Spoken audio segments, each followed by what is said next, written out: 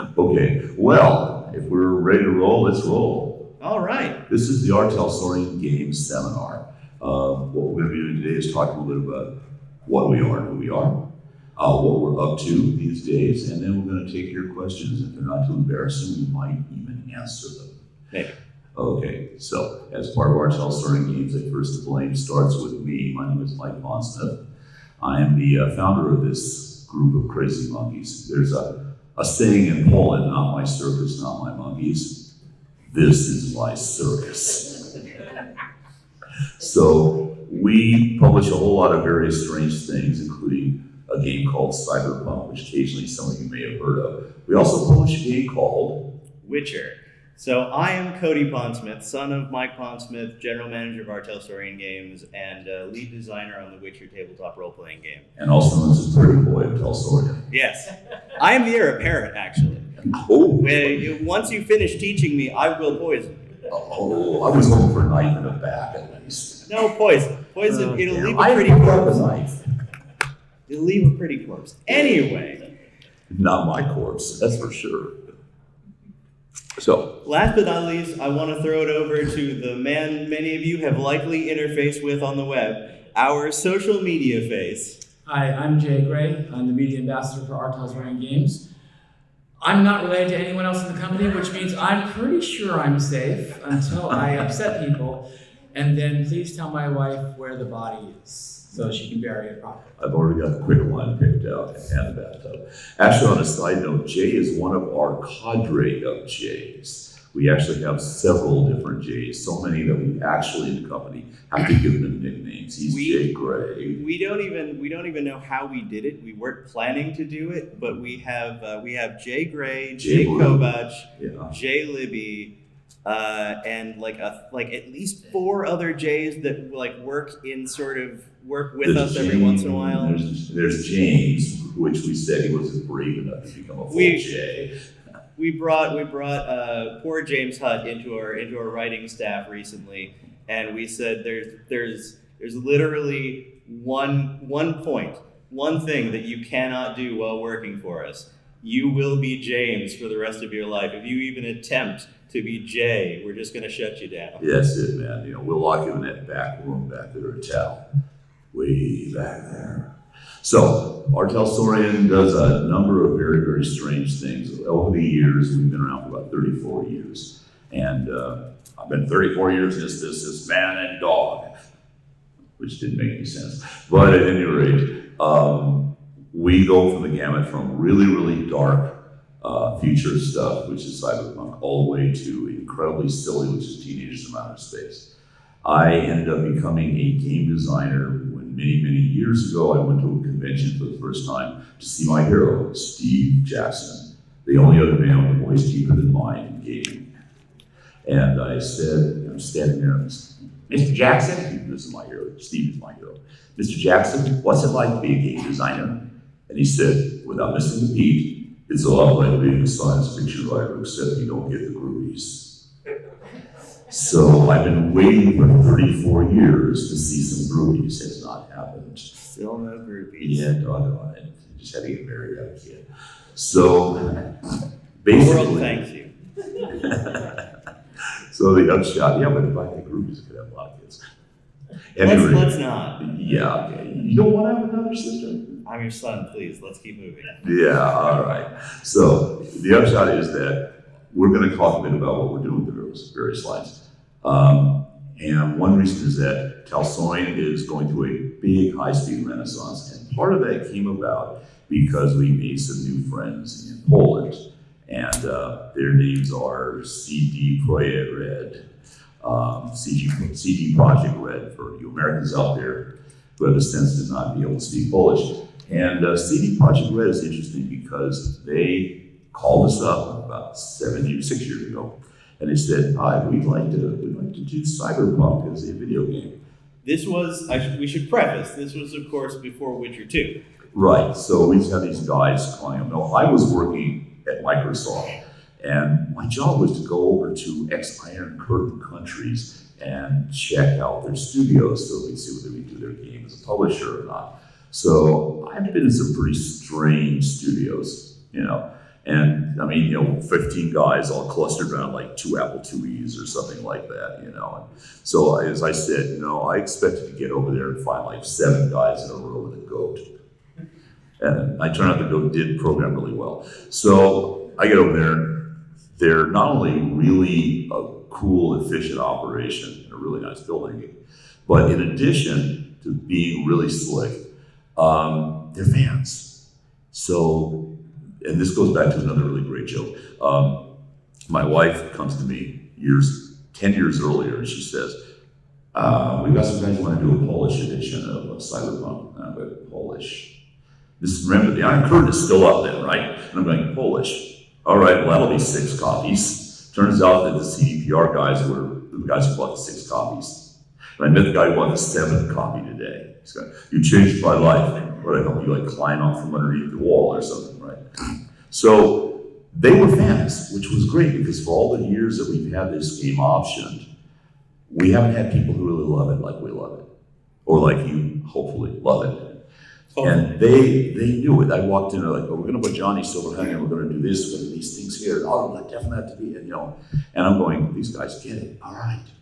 And then Witcher 2 came out, and we went, not only did they have the, love for it, but they had the ability. Then Witcher 3 came out, and I said, these people are gaming gods.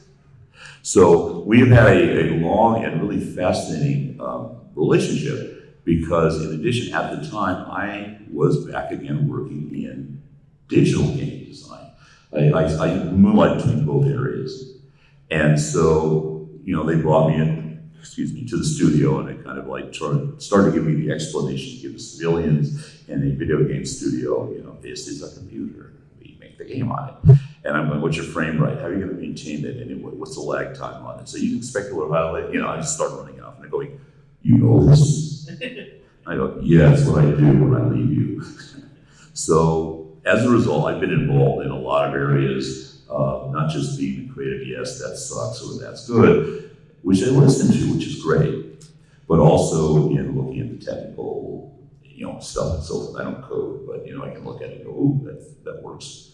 So it's been a really interesting process because we're working with people in another country. We're working with people who have a very, very solid formal process that's a bit different than what we have. But we're also working with people who are fun. They know how to party. Poles know how to party, let me tell you.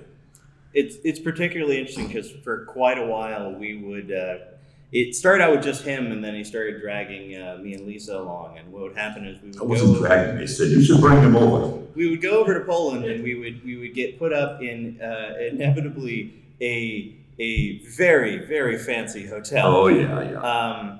And then we'd be in this hotel in Poland, and me and Lisa would be going, okay, there's cool stuff to see. We like to world travel and whatnot. And then what would inevitably happen was you would wake up at like 7 and go out and get breakfast at the hotel buffet, and then go out to a taxi and taxi over to CD, and then we would be in meetings for like the next 4 hours, and then we had lunch, and then we'd be in the meetings for the next 6 hours. And then go out for a drink and a dinner, and sort of be meeting unofficially. And then you'd go home and pass out, and you'd wake up at 7 and do it again.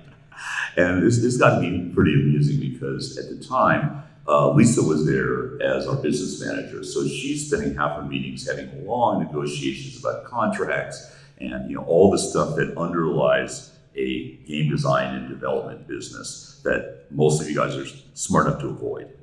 It's all the stuff that backs up our head in the clouds-esque stupid approach ideas. to things. Yeah. So it's like my favorite is still we were working on tons and tons of how we were going to handle trademarks. And for those of you who don't know, you have to file for trademarks in categories and areas. And Lisa's going through, and then she and the lawyers are down there, and they're back and forth, And she gets this part and says, party hats. Cyberpunk party hats. Cyberpunk party hats. Yeah, Cyberpunk party hats. I'm still waiting to see these. And so, we have a trademark or a control over Cyberpunk party hats. And when they come out, I'll make sure you guys get some. If I can get we're going to show a Cyberpunk party. Everybody's going to get to wear the hats. If I can see a Johnny Silverhand party hat, I could probably die happy. Yeah, well, I'm waiting for the Johnny Silverhand cosplay wig myself, you know. You too look like Keanu. You laugh. You're breathtaking. Actually, at E3, this guy shows up the next day in a wife beater and shades, and his arm's not silver. But other than that, he's got the dog tags. He looks exactly like Johnny Silverhand. He didn't even plan it. It's just he looks like Keanu Reeves, and that's what he put on that day. And I think he got comped into the CDPR area just because of Yeah, they saw it and laughed. They got, oh my God, yeah, let him in, you know. Everybody else is fighting to get in the CDPR area, and he's like, how did I get in here? You know, people come, Mr. Reeves, would you like another Coke? Yeah. talk about the games. Oh, and some. Do you guys want to hear about games or bad story? Yeah, okay. So we do Cyberpunk, and this is the development right now to get through the stuff everybody wants to know about. While I can now give you a date for when this thing is supposed to ship for Cyberpunk 2077, there's still tons and tons of things we can't necessarily tell you. Working with these guys is kind of like being behind the Iron Curtain, you know. That's maybe we don't put that soundbite out there. There are a lot of secrets. I remember that when I first showed up the first time for a meeting, they got me a black limousine Mercedes. It looked like it come out of like a spy movie. And we had this guy who was like whiter than he was tall in a severe black suit. He's like, Mr. Broadsmith, where would you like to go? I'm going, dun, dun, dun, dun. So, where we are basically is this is going to be a game that is designed to be a real role-playing game. It is going to allow you to go pretty much anywhere. The city is vertical, which is really neat. So instead of I ride out to the horizon, don't count it like that. Think of it as, being able to wander through the towers of, New York, only more complex. It is also an environment that will be very interactive to you. I remember one of my favorite sequences was about 2 years ago. And I was wandering around the studio, and there was a guy who was one of the environment people, and he's going, yeah, you should check this out, Mike, I want you to check it. And we started walking around the plaza. Okay, remember Watson Plaza where V goes to get her cyberware work done. And you can walk through almost anything in there.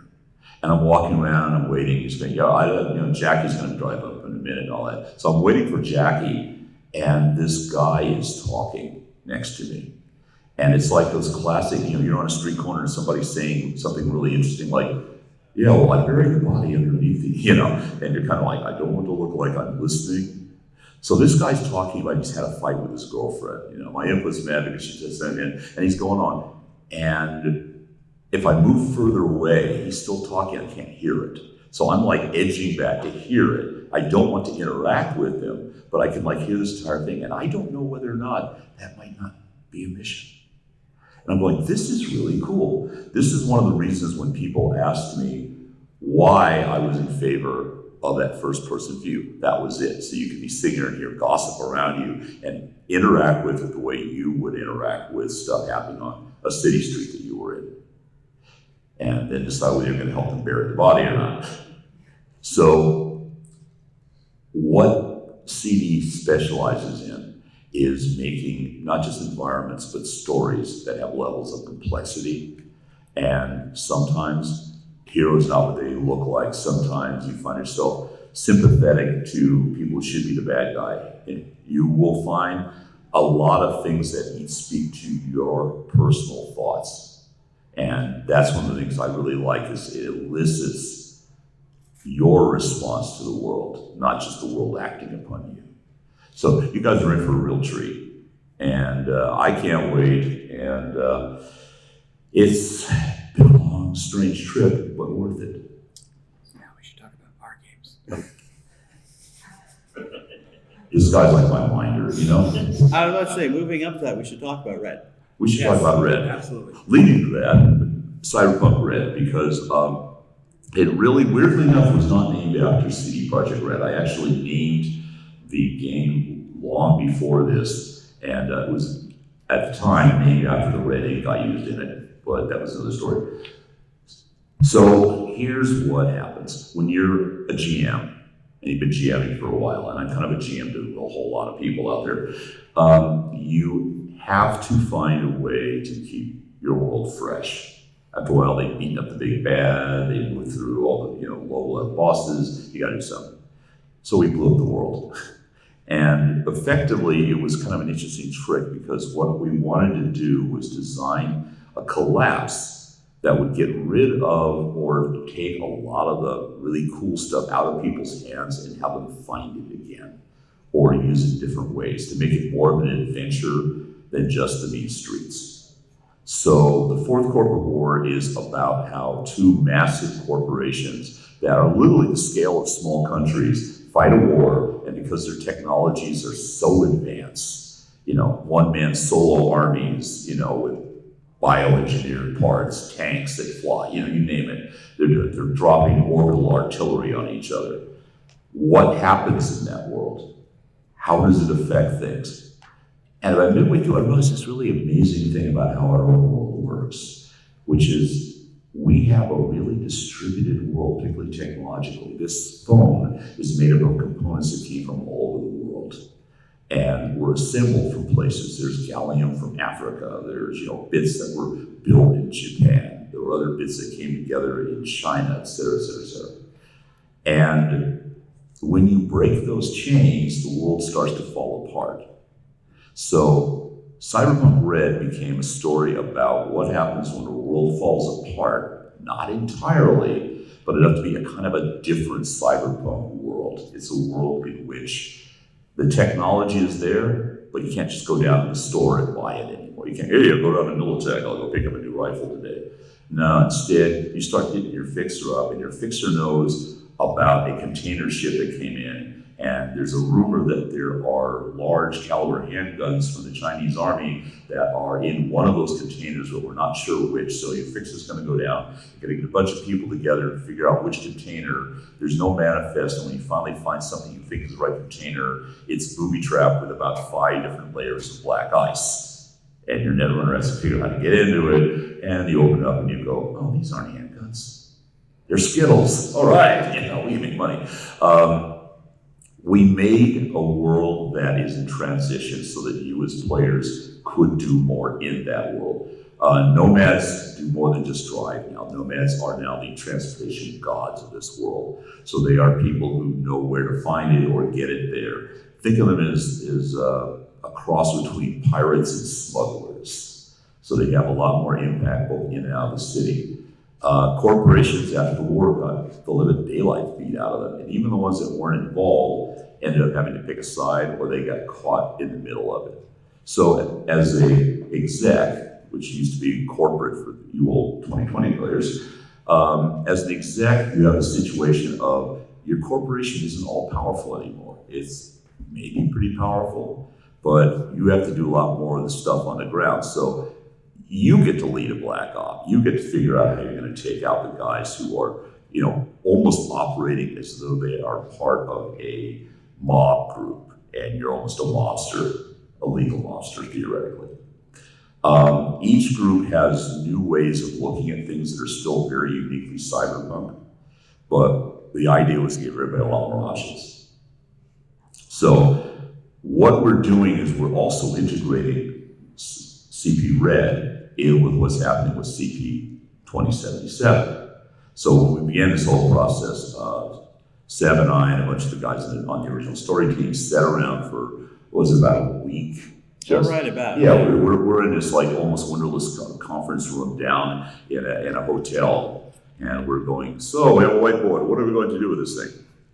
And what we tried to do is to write a timeline that would look at starting in 2013 with the original Cyberpunk, move through 2020, through the war, through a period that we call the time of the Red, and then all the way up from that period to the period of 2077. Now, this is really cool for a design and a writing standpoint, because what it means is, in the middle of the night, somebody comes up with this really great idea over in Warsaw. We need to have a character who, was related to this particular other character, and there's this big dark secret going on, and you're going to be revealing it in 2077. And I go, okay, so I'll set the secret up in 2041. And her dad will be the one who actually implemented the secret. And this whole thing goes back to something that happened in 2020, where her parents did something. I can plug all these together. We build this really complex history that has stuff linked all the way up from one side to the other. So literally, if you play a character and start in 2013, the old black box, or even 2020, you can play the character all the way out in the 2077 world. And we designed the gameplay, and we designed the engine that drives it to allow you to do that.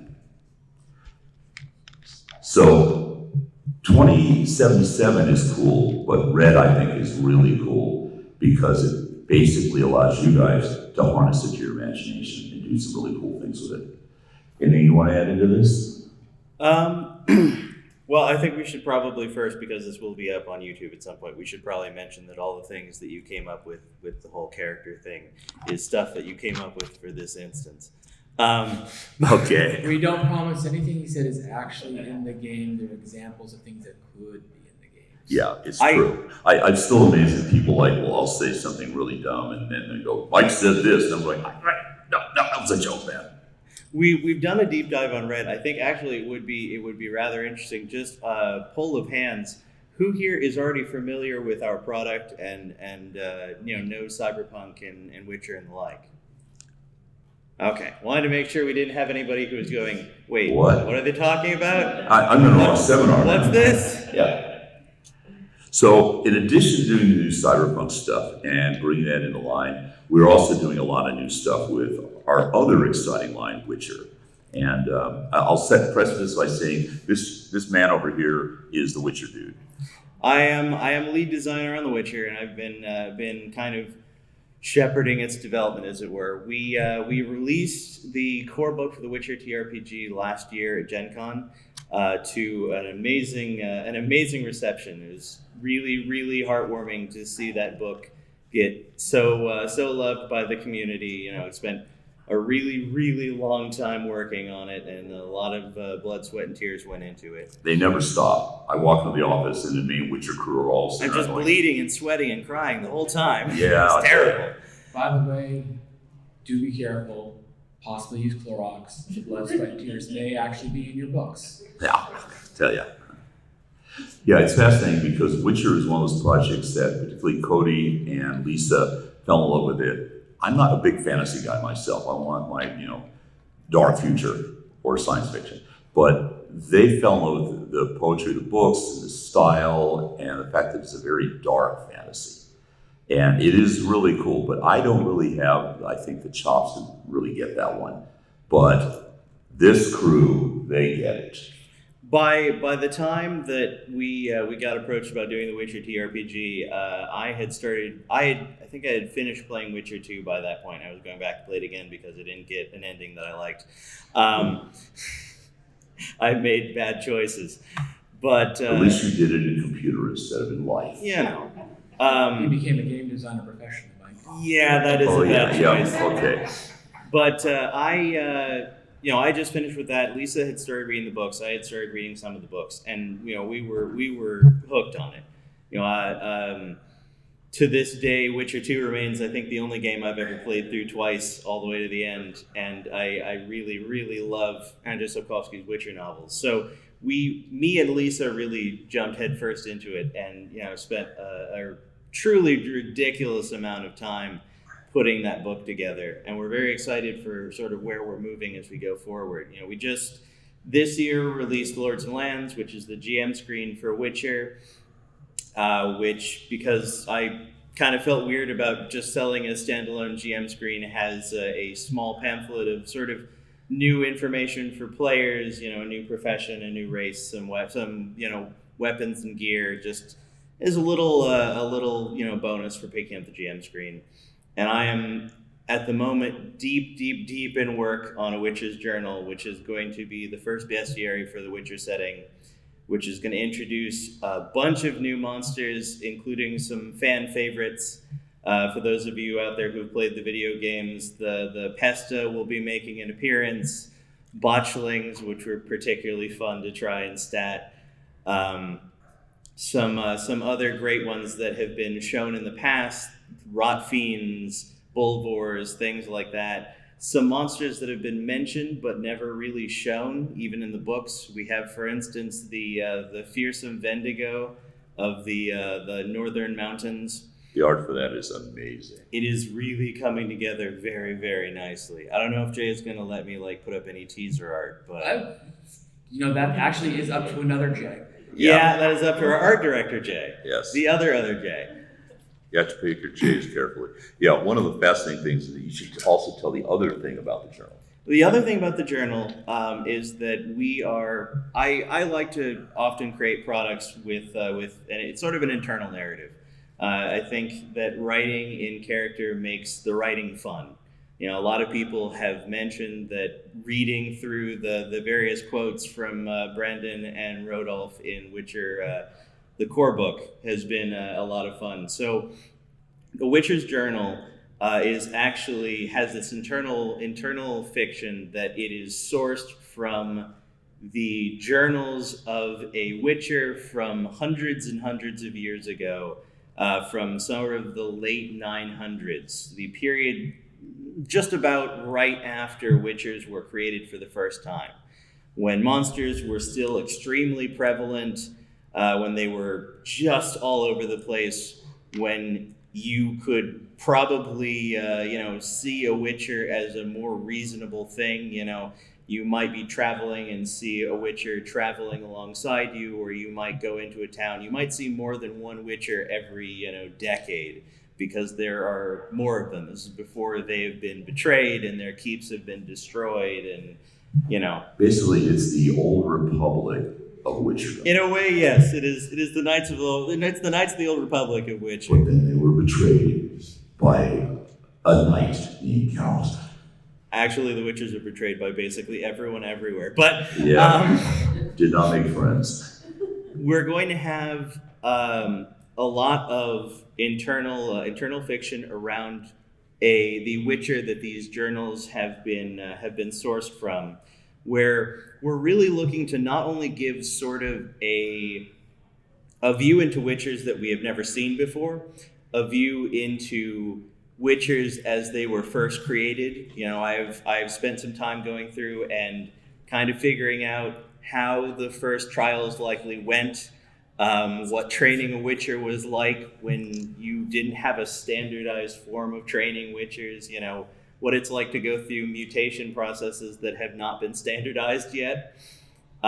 This has led to some really dark imagery because of how they make a Witcher. What I always like to say is that, as anyone who's read the books or played the games knows, we spend a lot of time sort of lightly agonizing over how the mortality rate of Witchers is, you get one Witcher out of every 4 kids you attempt to mutate, and it's all very terrible and the training is very hard.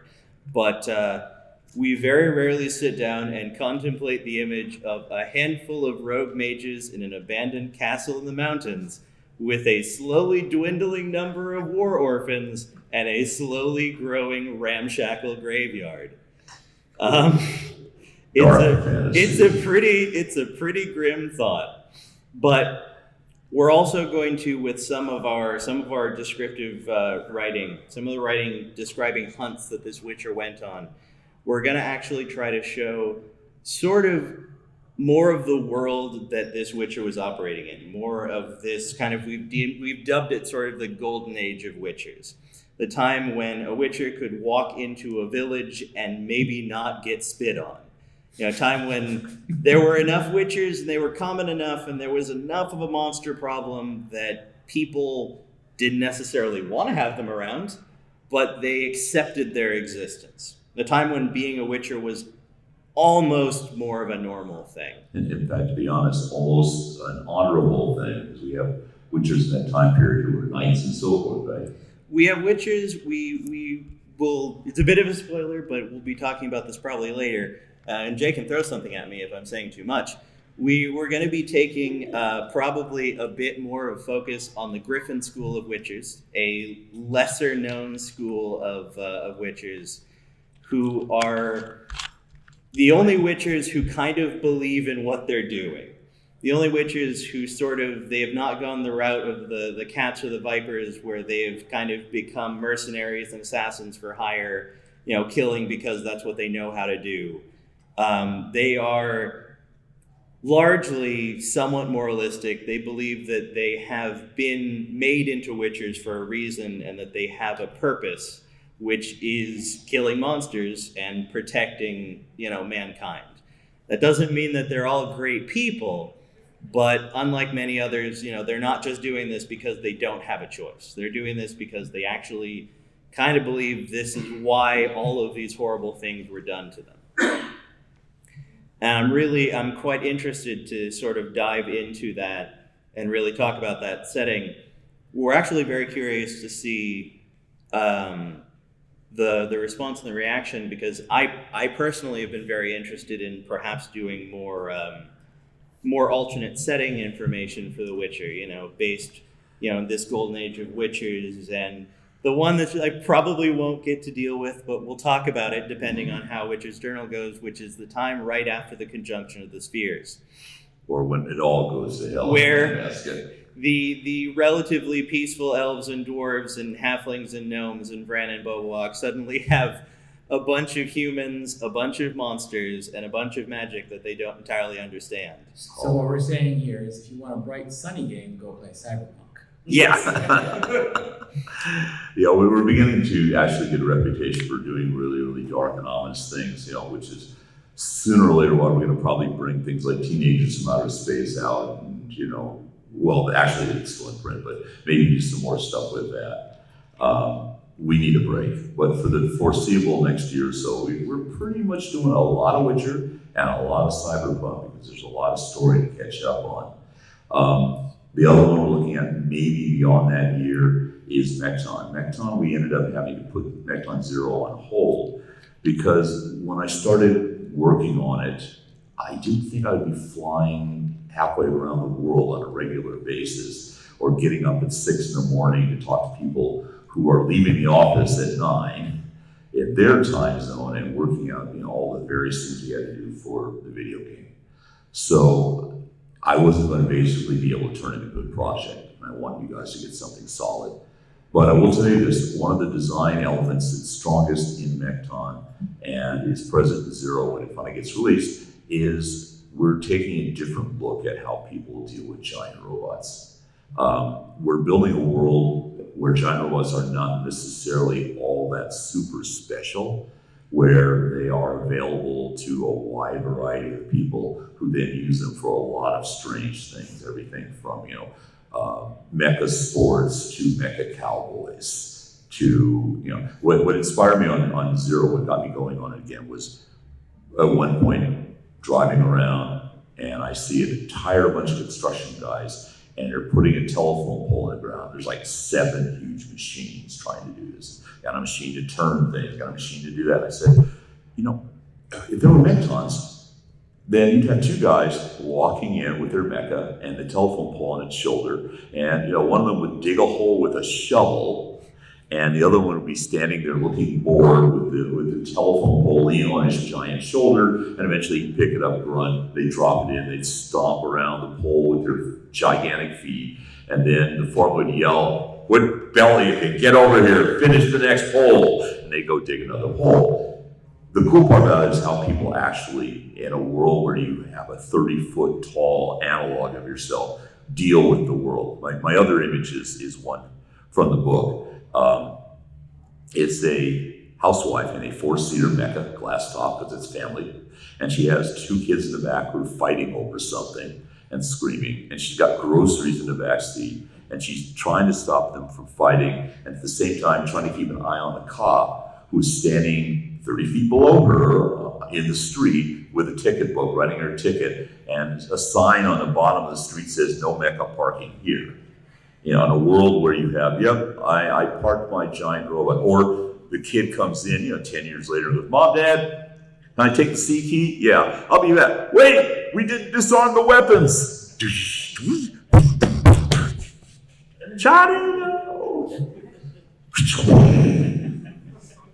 So Mekton will get resurrected. I still plan to do quite a bit with it, and weird enough, we already have figures and so forth like that.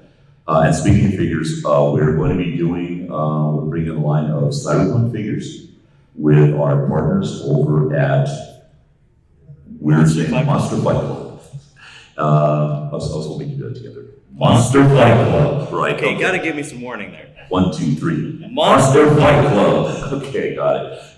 They're really amazing. The sculptors there have been nicknamed the Da Vinci's of figure making. We have examples at our booth, booth 1852. You should go by and check them out. We have some painted and some primed, and it is truly amazing the level of detail that they have been able to get. And one of the things that's going to tie into that is we're also doing a card-based combat game called Friday Night Firefight, which will be using those figures, which is great. It's not beer and pretzels, but you can play a really fast game in a really short period of time, and at the end of it go, that was great. Okay, now I'm going to kick your ass because you stopped me. Okay, let's do it again.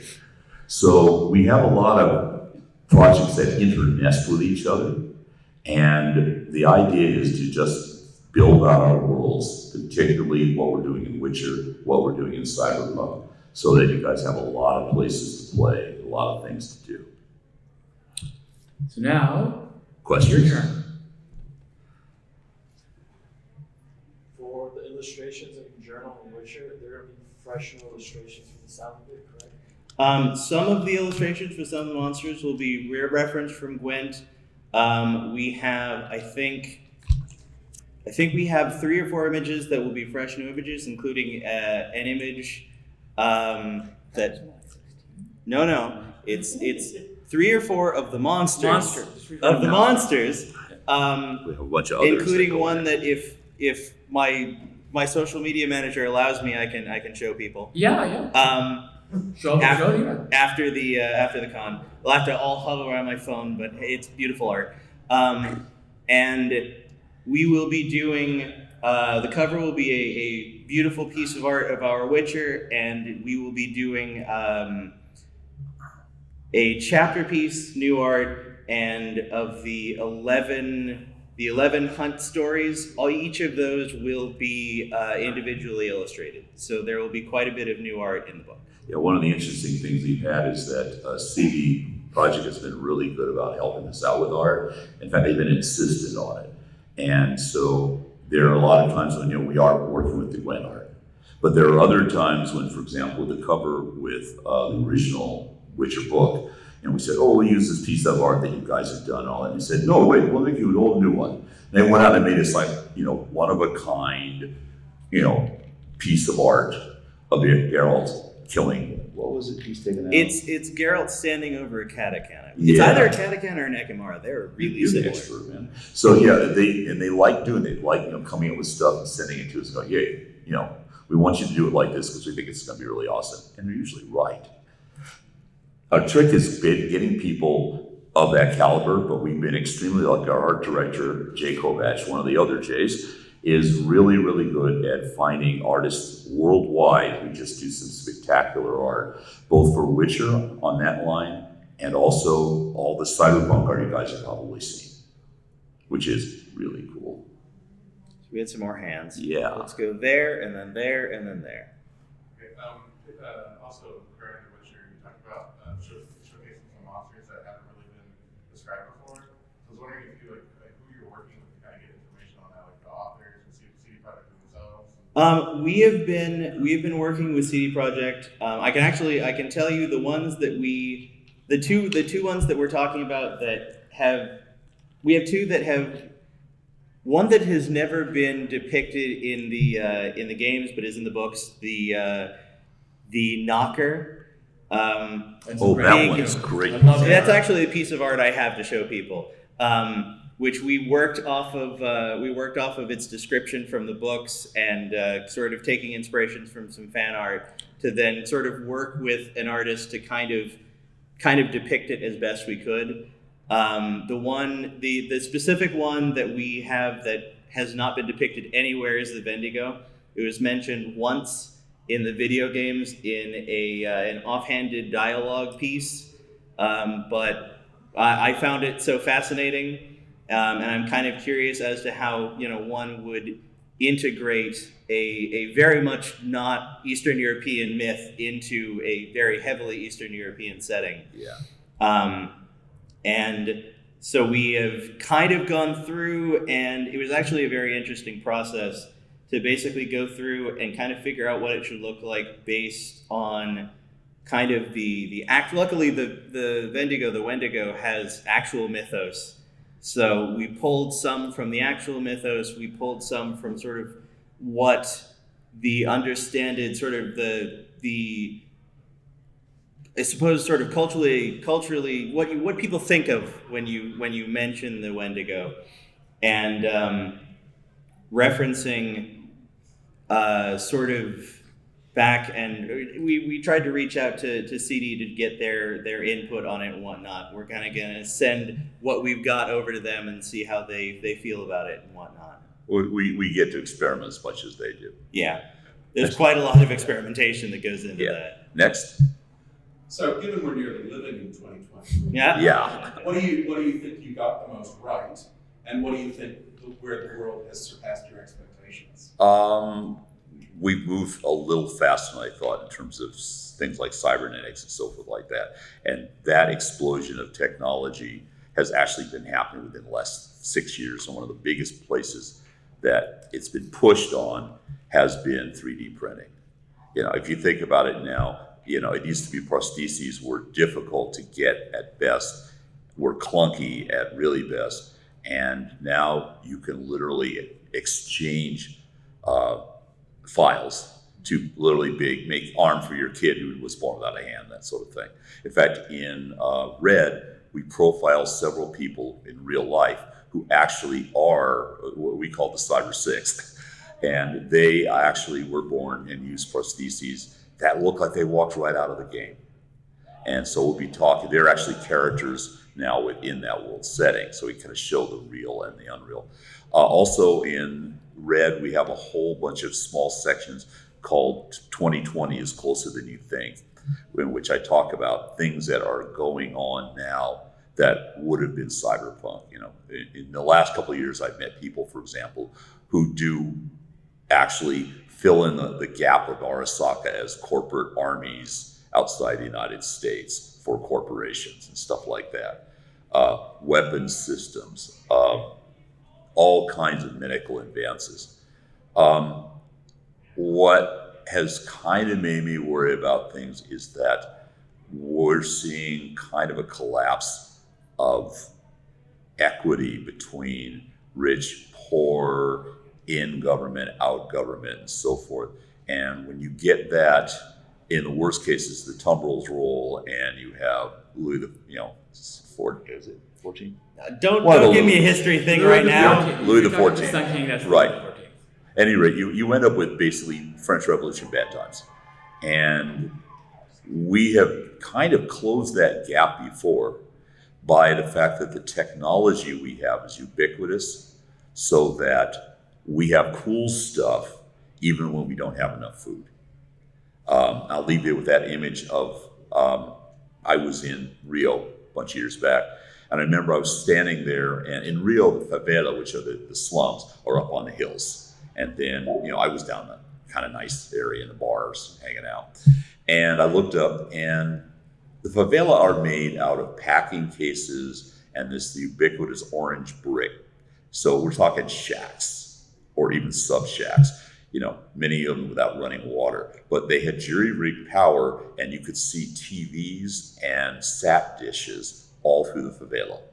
So these are some of the poorest people on earth. They can still get a TV and a sat dish and watch 100 channels. But they can't get enough to eat. And you see that in Red too. You can have people with these great, we call them agents. Yeah. They're essentially cell phones with built-in artificial intelligence. And they may have that, and they may have all these things, and they may still be living in a tent because there's nowhere else to live. But they have the latest technology in their hands, just not over their heads. And we're going to have, if you're asking about the one thing I see, I see that we have that occurring more and more, which is that, we have cool stuff, but we don't have the stability that makes a culture work, which means we could get to 2020 a lot faster than, we could get there by 2025, Let's not. Okay, next. because it's how we was going to sound like a really soft question by comparison. But the storylines and plot lines that are about to see on TV. We've got the Witcher TV show about the land. I didn't know if you had any interaction with that and what's going to happen there. And We haven't had any interaction with that. The weird part about the Witcher franchise is that it tends to be kind of fractured based on the media form. There is actually CDPR. So it's a weird situation because CDPR sort of holds the canon for the video games. We work with them on the role-playing games. Dark Horse works with them on the comics. But then Andrzej Sapkowski has the books, and he, I believe, is still working with Netflix on the TV show. Netflix came from the books. So it's kind of two separate camps, effectively. And we don't exactly go really head to head, but we don't really work together because we're in two separate camps. okay.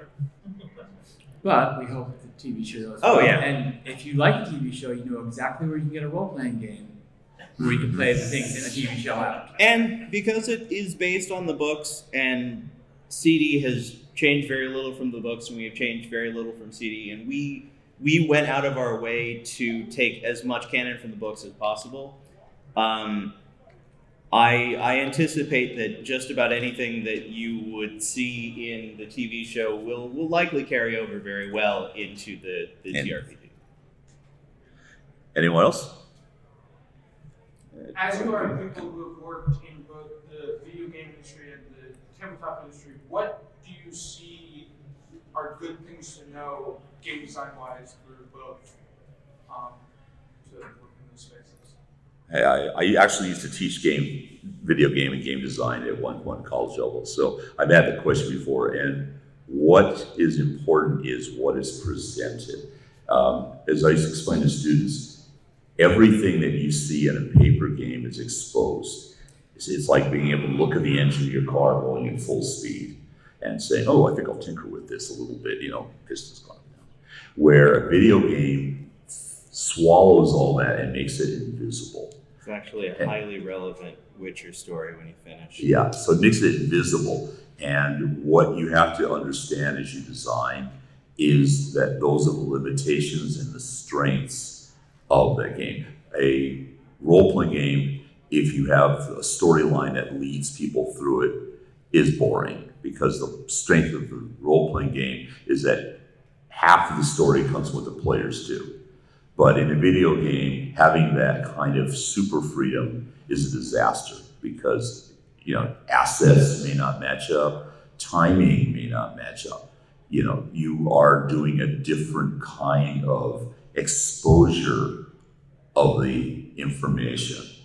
And if you don't recognize that, for example, D&D 4 had a big problem because it effectively tried to use the same stylistics for a tabletop game that you would use for a video game. And in a video game, it would be invisible. And you just move on through. But when you put it on the tabletop, 4 hours pass as you fight the goblins. If you have a moment afterwards, I need to get somewhere, but there's actually an incredibly relevant situation with Witcher when we tried to carry over the adrenaline system. Yeah. Mike did do a lecture at the Gamma Trade Show this year on this topic, and you can find it on our YouTube channel. Just look up our Talsorian. I apologize for the sound. It was a spur-of-the-moment recording with my phone, and we did the best we could. We could probably answer one more really quick. Super rough outline as to when things are going to come up, specifically the miniatures? We're still working that one right out. I just saw the miniatures and all the runs through them. So I can't give it to you right now. Roughly within this year, very soon if we do it. We don't know.